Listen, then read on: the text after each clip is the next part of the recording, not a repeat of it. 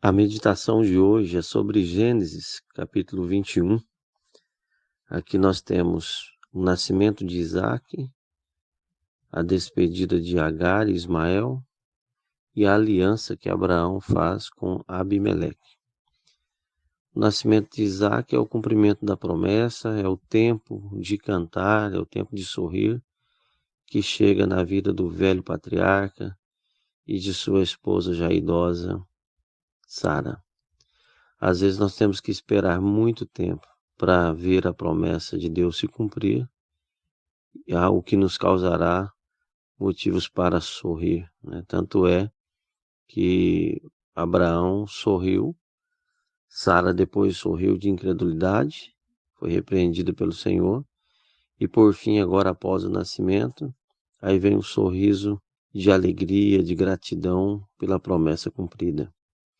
No Salmo 30, versículo 5, a palavra de Deus diz que o choro pode durar uma noite, mas a alegria vem pela manhã. Às vezes a nossa noite é longa, mas quando amanhece e a resposta vem, a gente percebe que valeu muito a pena perseverar confiando naquele que prometeu, porque ele não pode mentir. Nós temos também que lembrar de pessoas que podem estar se sentindo frustradas com a nossa alegria, com a razão da nossa alegria, que foi o caso de Agar.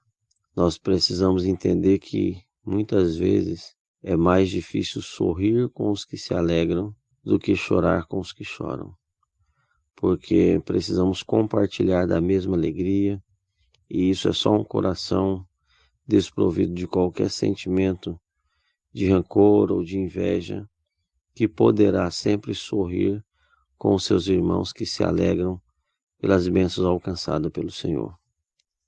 Vemos também o episódio de Agar e Ismael sendo expulsos. E aqui a gente percebe que Abraão se sentiu tocado com essa situação, porque era seu filho. Mas aqui o Senhor Deus manda ele ouvir Sara, como eu disse lá anteriormente. Aqui ele manda aqui o Senhor Deus manda Abraão ouvir Sara, porque quando lhe foi conveniente lá, ele ouviu. E aqui o Senhor fala, pode ouvir Sara. Na verdade, Deus estava arquitetando um projeto na vida do menino, na vida de Ismael. Porque por trás de toda essa história dolorosa, situação difícil e lamentável, como deve ter sido para Abraão despedir Agar e o seu filho para o deserto. Mas a gente percebe aqui que Deus estava trabalhando na vida de Agar e de Ismael. A nossa vida, nós precisamos entender isso. Ela está sendo dirigida pelo Senhor. Os nossos passos estão sendo preparados. O que nós temos que fazer é pedir para que o Senhor nos oriente, nos dirija os passos, para que nós possamos encontrar o caminho e perceber as fontes que o Senhor que o Senhor prepara para nós, que se abrem diante de nós. Nós podemos ver que Deus sempre terá um projeto de paz na nossa vida, como José disse para Faraó, Deus dará uma resposta de paz. E na verdade o deserto era um lugar apropriado para Ismael, muito melhor do que o conforto da tenda de Abraão. Ali ele foi treinado no deserto, ali ele se tornou um flecheiro, como diz a palavra de Deus aqui. Então foi muito melhor do que se ele estivesse ali no conforto, relativamente, né, um conforto ali na tenda de Abraão.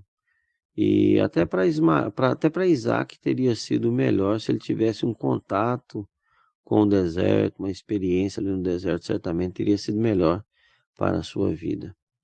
Nós vemos aí que Esaú, quando ele foi ungido rei, logo já estava reinando.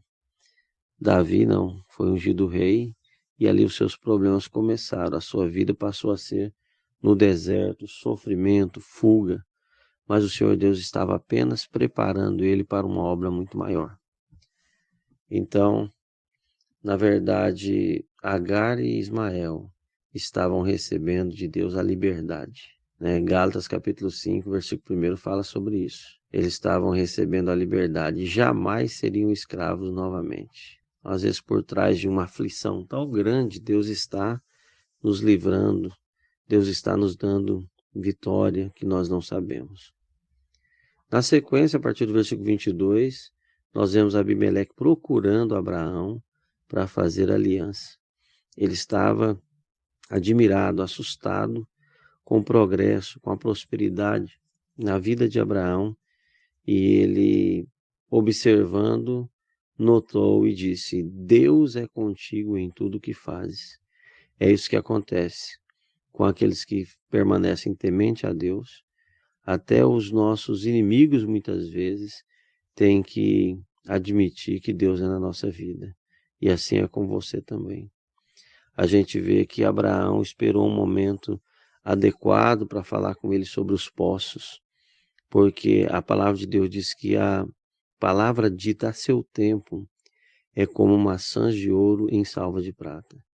Então, mesmo sendo uma verdade, mesmo você tendo razão, é melhor você esperar o momento adequado. Deus trouxe Abimeleque até ele para fazer um acordo, e aí ele apresentou a injustiça sofrida pelos poços.